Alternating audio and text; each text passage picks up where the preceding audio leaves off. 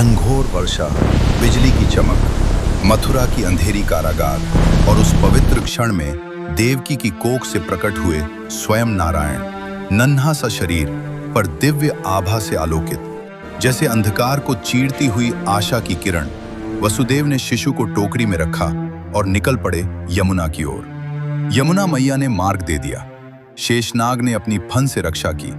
ऐसा प्रतीत होता था मानो स्वयं प्रकृति स्वागत कर रही हो अपने प्रभु का। सुबह का सुनहरा प्रकाश, नंद के आंगन में उल्लास, यशोदा की गोद में मुस्कुराता नन्हा कन्हैया, गोकुल की गलियों में बधाइयां, ढोलक की थाप, फूलों की वर्षा। हर हृदय में एक ही भाव, हमारे आंगन में स्वयं ईश्वर पधारे हैं। माखन चोर की मधुर लीला, धीरे धीरे चलना सीखता वो नन्हा बालक, आंखों में शरारत, होठों पर मोहक मुस्कान। मटकी ऊंची टंगी हो तो क्या हुआ, सखा संग मिलकर बना लेते सीढ़ी, माखन चुराते और सब में बांट देते। जब गोपियां शिकायत करती, मैया तुम्हारा लाल बड़ा नटखट है, तब यशोदा मैया क्रोध दिखाती, पर जैसे ही कान्हा मुस्कुरा देता, सारा क्रोध प्रेम में बदल जाता।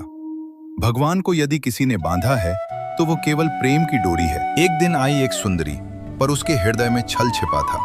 वो थी राक्षसी पूतना। वो विष लेकर आई थी, परंतु ये भूल गई कि जिसके सामने है वो स्वयं जीवनदाता है। नन्हे कान्हा ने विष नहीं, उसके पापों को पी लिया, और जब उसका अंत हुआ तब उसे भी मोक्ष मिला, क्योंकि प्रभु के स्पर्श से पत्थर भी पवित्र हो जाते हैं। कालिया नाग पर नृत्य, यमुना का जल विषैला हो चुका था। भय का साया गोकुल पर छाया था, पर वो नन्हा श्याम निडर होकर कूद पड़ा जल में। भयंकर कालिया नाग ने लपेट लिया उसे।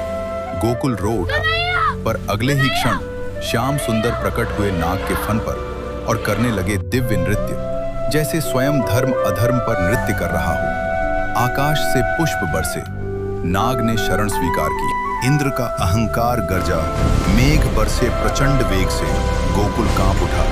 तब नन्हे कृष्ण ने मुस्कुराकर अपनी छोटी सी उंगली पर उठा लिया गोवर्धन पर्वत। 7 दिन तक सबको दी शरण और सिखा दिया, अहंकार चाहे देवता का ही क्यों न हो, विनम्रता के आगे झुकना ही पड़ता है। माँ की आंखों में ब्रह्मांड। एक दिन यशोदा मैया ने जब कान्हा का मुख देखा तो उसमें दिखाई दिया पूरा ब्रह्मांड, ग्रह, तारे, आकाश गंगा। क्षण भर को मैया स्तब्ध रह गईं, पर अगले ही पल उन्होंने देखा केवल अपना लाल, क्योंकि माँ के लिए भगवान भी पहले पुत्र ही होता है। कृष्ण की बाल लीलाएं केवल कथा नहीं, जीवन का संदेश है। माखन चोरी सिखाती है दिल जीतने की कला, कालिया दमन सिखाता है भय पर विजय, गोवर्धन लीला सिखाती है प्रकृति और विनम्रता का सम्मान। नन्हा कन्हैया हमें बताता है सच्चा सुख प्रेम में है, भक्ति में है और निर्मल मुस्कान में है। जय श्री कृष्ण, जय कन्हैया लाल की।